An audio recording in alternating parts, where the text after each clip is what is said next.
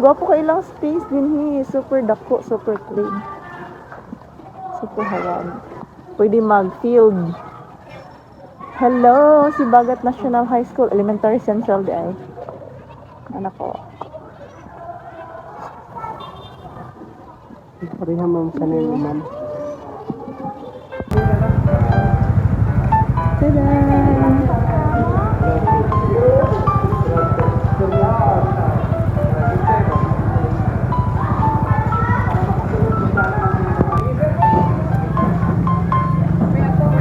Ampeng! Bye-bye! Walo kuya, ano ilang ibuhat. Uy, na-amaze kami guys. We don't understand anong ginawa nila pero parang pagkain yan o naglilinis. Tanungin natin sila mamaya. Charot! Oo, pag may time or pag pwede makalapit. Ayan. Kana ba o?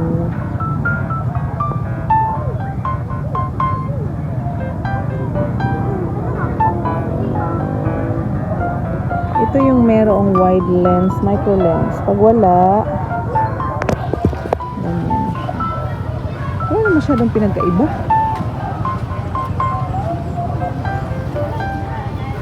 Nice. Kuya, nagunsa na sila? Nanguha og lumot para hinglo lang. Hot doon na nila kuha.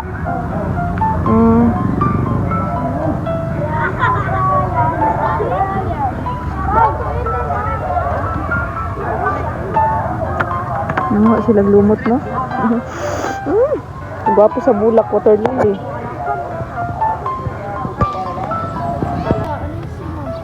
O ayaw mo da kuya, kaya basig makuha na kuya. Kanang gabok ba? Nga, basig matikal po mo.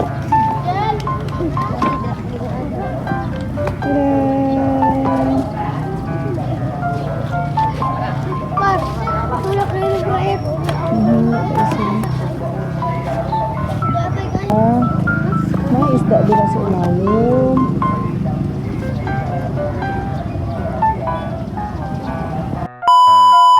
Grade 14. Pero dapat 18 units of 10. Let's call it a day.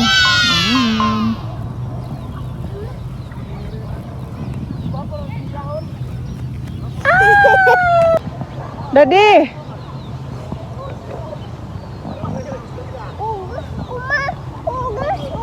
Bukat mo kaya akong bag. Bye. Wapo ka ilang anong gito. Ang siya mong ingon? Ha? Pisa ko.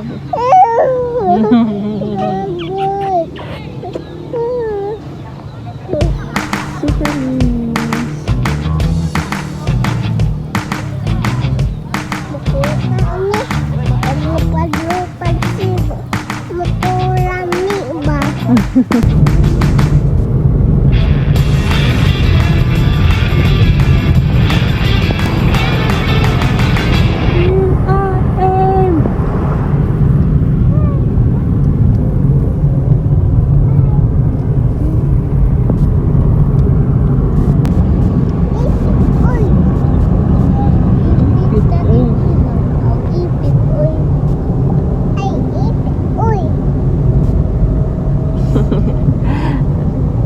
Ipit day.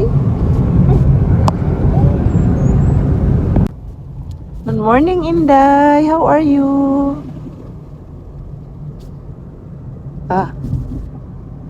Mag-seminar ka, day? Dili. Oh. Lag-lag ka, day? Wow! At dagat ta. Oh, no! What? Dagat ay ka? Sa dagat daw si Day-Day. Atay seminar for sign language and it is our second day.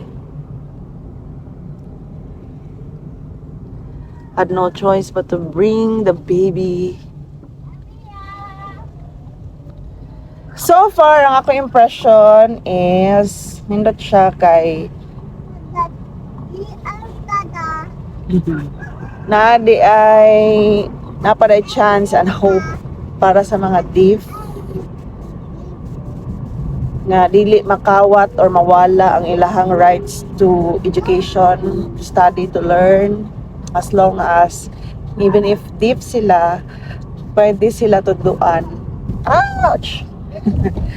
Sign language. And ang ako ang mga na-learn so far sa first day na mo, sulit kay siya kay nanada ay alphabet, na ay letters, na ay fruits, unsaon pagkuan, ang vegetables, ang mga common na mga words sa school. Maybe I can share puhon pang medyo ako pang isandihan. And hopefully na pa mga seminars more about ani kay nindot siya. Ay. Tada. Mag-vlog. Mag-sign language na mag-vlog.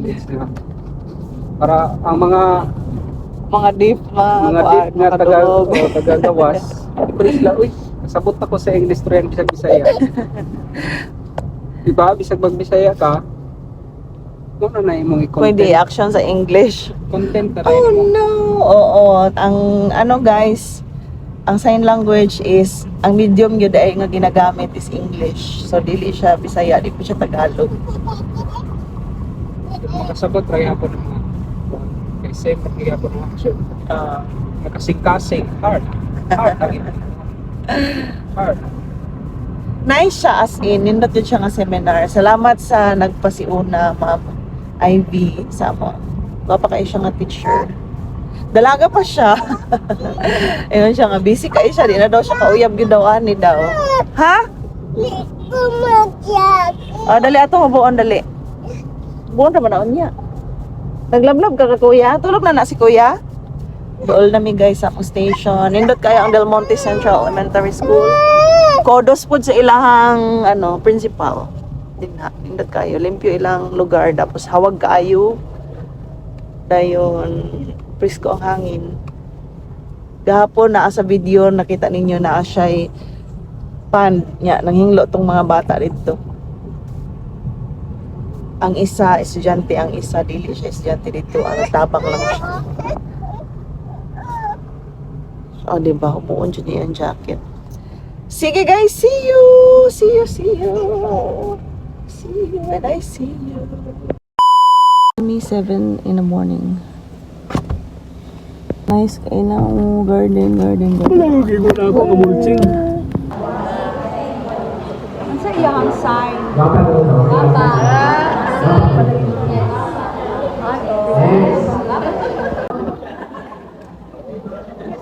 Ano na pala bi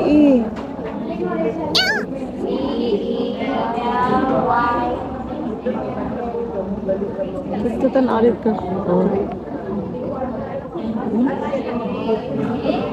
Sakit sa ulo.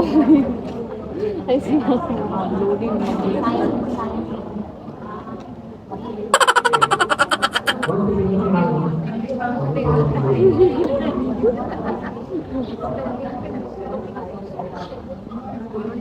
Mga ayot ang mga sign name sa iya ha.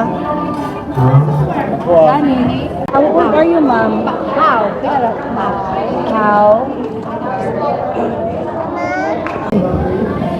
Ipag-vlog na. Ano sa natuto ko ni? Ana, kay mali ba yung mga action? Did you enjoy our activity? Sir, wala pa sir. Okay, so that is why I am people telling you and people encouraging you to have for you to learn more about sign language. Nandito siya sa kanyang libro. Kantahin ninyo na, Ma'am Be.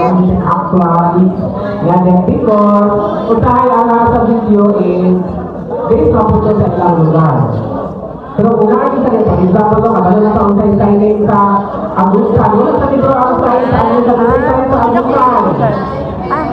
Kali A. Kay province kali. So, Agusan. Unsay-sign sa Babang. Nari ay libro nga sa ilang lugar. Unsay-sign sa Babang. Babang. Babang. Talakul. So, wala sa libro. Nakasa akong death to be included in our province Agusan. Ang pa, San Fran, SS.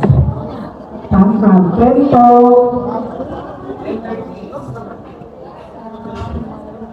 Ano ka? Magkano lang ito mga Basically, ano pa ito dito, ang dami ko sa dito. Ipaako ka lang sila ng mga pinya. Wala sa video, wala sa libro. Lahat sa ating net for you. Di ba? So, matuloy po sa kailang dito. Kasi natin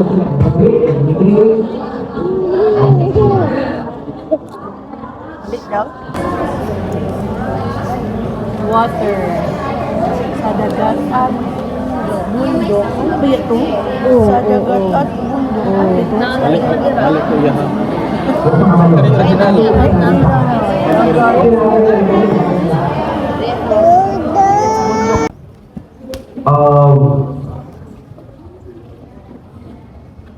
Medyo paulaw mo yung to train you on how to sign basic science vocabulary or terms. And at the same time, dili lang sign language ang akong i-mga they will become scientists in the future, they are potential doctors. Let's balik naman sa basic, no? I am also an advocate of comprehensive sexuality education. And one way for our deaf learners, who are technically also, well, they're mute, no? But they're deaf, but we don't say mute, they're deaf. That's why they can talk. There is really an importance of simplifying science vocabulary. For them, they speak, for example, no, a rape victim who is deaf cannot really explain in specific to the judge, to the police officer, what happened to her or him. She should be able to point after the academic debika. Is it debika pa sa inyong breast? Debika pa sa inyong butt? Or in your vagina? Diba? After ditutok, is it ditutok sa vagina? Sa anus pa rin mo? Okay? And these are specific parts of the body that they should be able to really be able to describe. Asa ang sakit? Is it your stomach? Is it Day, diri ra day sa bangko day. is it in likod? Spinal column? These are science vocabularies that we will specifically be able to teach them how to sign. Okay. You will recognize the set of FSL vocabulary. You will also be grouped later. And so by group, you will try your best to express the vocabulary, sign the vocabulary using your own understanding. Because this